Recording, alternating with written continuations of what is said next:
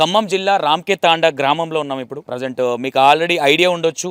Wife మగతనం లేదని husband పరువు తీస్తే ఎవరైతే సదర్లాల్ ఎవరైతే ఉన్నారో ఆయన మరణించడం జరిగింది. అంటే మ్యారేజ్ అయిన 3 రోజుల నుంచే అబ్బాయికి మొగతనం లేదని కొంచెం కించపరిచే విధంగా అబ్బాయిని మానసికంగా ఇబ్బంది పెట్టడంతో ఇక్కడ మేజర్ ఏంటంటే ఈ అమ్మాయికి ఆల్రెడీ ఒక బాయ్ ఫ్రెండ్ ఉన్నాడు. Akhil something crazy lover boy something ఏదో పెట్టుకుంటారు ఇన్స్టాగ్రామ్ లో.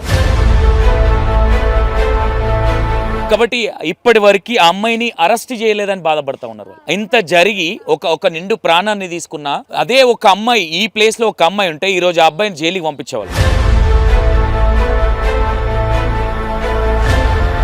ఏమనంటే ఏం ఎంక్వైరీ జరుగుతుందండి? ఇంకా ఆల్రెడీ ఒక నిండు ప్రాణం పోయిన తర్వాత ఇంకా ఏం ఎంక్వైరీలు చేస్తా ఉన్నారు?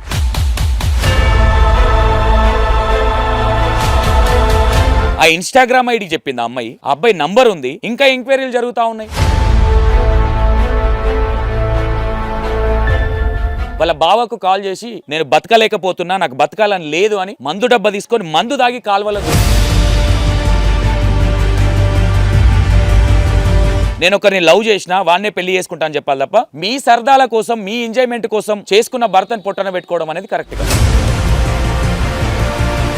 ఇప్పుడు నిజంగానే అబ్బాయికి మగతనం లేదా అంటే 4-5 హాస్పిటల్ దింపి రిపోర్ట్స్ కూడా ఉన్నాయని చెప్తా ఉన్నారు. ప్రతి ఒక్కటి మీకు చూపించే ప్రయత్నం చేస్తా. ఇంకో విషయం ఏంటంటే ఇప్పటి వరకు ఈ అమ్మాయిని ఎందుకు అరెస్ట్ చేయలే, మరి ఏం జరుగుతూ ఉన్నది వెనక అనేది ఇక్కడ మేజర్ ఒక పెద్ద క్వశ్చన్ మార్క్ లాగా మిగిలిపోతా ఉన్నది. ఈ తాండా కాకుండా ఇంకా వేరే తాండాలలో కూడా తయారవుతారు కదా, ఎందుకు యాక్షన్ తీసుకోవట్లేదు అనుకోవచ్చు. ఎవడైతే బాయ్ ఫ్రెండ్ ఉన్నాడో వాడు ఇంకా ఫోటోలు పెడతానే ఉన్నాడు బానే, మరి వాడు అస్తమేమన్నా ఉందా? వాడేమన్నా చిన్న చిత్తకయ్యే అత్త కోడన్ల పంచాయతీలు అనేది 100 ఉంటాయి. అంటే ఇక్కడ తల్లి ఇన్వాల్వ్ అయితే సంసారాలు ఎట్లా నాశనం అవుతుంది అనేది ఈ సంఘటన అనేది ఒక ఉదాహరణ అనుకో. బిడ్డ చేసిన దానికి కూడా తల్లి ఆ విధంగా సపోర్ట్ చేసినప్పుడు పెళ్ళి ఎందుకు చేయడం? డైరెక్ట్గా నీ ఇంట్లో పెట్టుకుంటే అయిపో కదా. నీ ఇంట్లో పెట్టుకుంటే రోజుకొకడు వస్తుంటాడు పోతుంటాడు, చూసిటున్నాడు నీ కొడుకుంటాడు.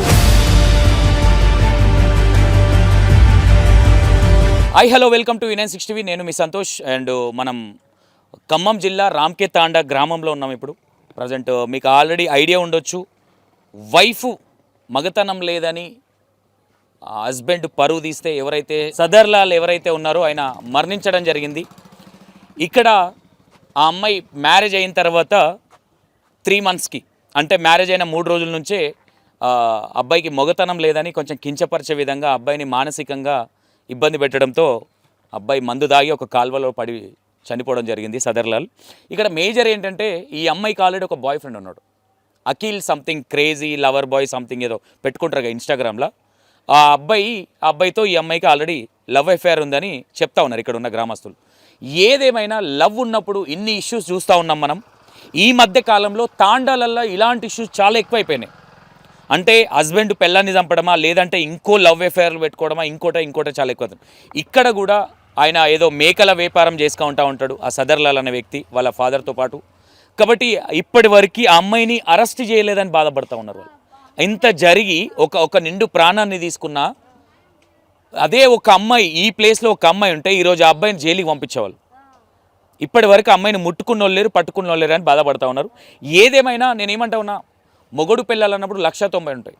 ఆ విషయాన్ని బయటికి తెచ్చింది అంటే ఈమె ఇంటెన్షన్ ఏంటంటే ఇష్టం లేకుండా ఈ అబ్బాయిని పెళ్లి చేసిరేమో అనిపిస్తూ ఉన్నది. ఈ అబ్బాయి సదర్లాల్ ఎవరైతే ఉన్నారో సదర్లాల్ అనే అబ్బాయిని పెళ్లి చేసి ఇచ్చిన తర్వాత ఏ వంక ఇప్పుడు మళ్ళీ బాయ్ ఫ్రెండ్తో వెళ్ళాలి అంటే మగతనం లేదనో లేదంటే మంచోడు కాదనో కట్నం వరకంట వేధిపులో ఏదో వంక పెట్టుకొని అవతల పడాలి. కాబట్టి ఎందుకంటే ఇప్పుడు లేకుండా ఏ వంక లేకుంటే ఇప్పుడు అత్తగారింటికి వచ్చే బయటికి పోలేం కదా. కాబట్టి ఇక్కడ వాళ్ళ ఇంటి ముందే ఉన్నాం మనం. ఇక్కడ వచ్చి అడిగిన తర్వాత కూడా వాళ్ళు అదే బాధపడుతున్నారు. ఇప్పటి వరకు కనీసం అమ్మాయిని అరెస్ట్ చేసిన వాళ్ళు నాదులు కూడా లేరు. ఏమనంటే ఏం ఎంక్వైరీ జరుగుతుందండి? ఇంకా ఆల్రెడీ ఒక నిండు ప్రాణం పోయిన తర్వాత ఇంకా ఏం ఎంక్వైరీలు చేస్తూ ఉన్నారు? అమ్మాయి డైరెక్ట్గా అమ్మాయి బాయ్ ఫ్రెండ్ ఎవరైతే ఉన్నారో ఆ ఇన్స్టాగ్రామ్ ఐడి చెప్పింది ఆ అబ్బాయి నంబర్ ఉంది, ఇంకా ఎంక్వైరీలు జరుగుతూ ఉన్నాయి. ఈరోజు 25 ఏళ్ళు 26 ఏళ్ళు కనిపెంచిన తల్లిదండ్రికి ఎవరుంటారండి? చుట్టాలు ఎన్ని రోజులు ఉంటారు? మా అంటే 2 రోజులు 3 రోజులు ఉంటారు, ఓదారు సార్ వెళ్ళిపోతారు.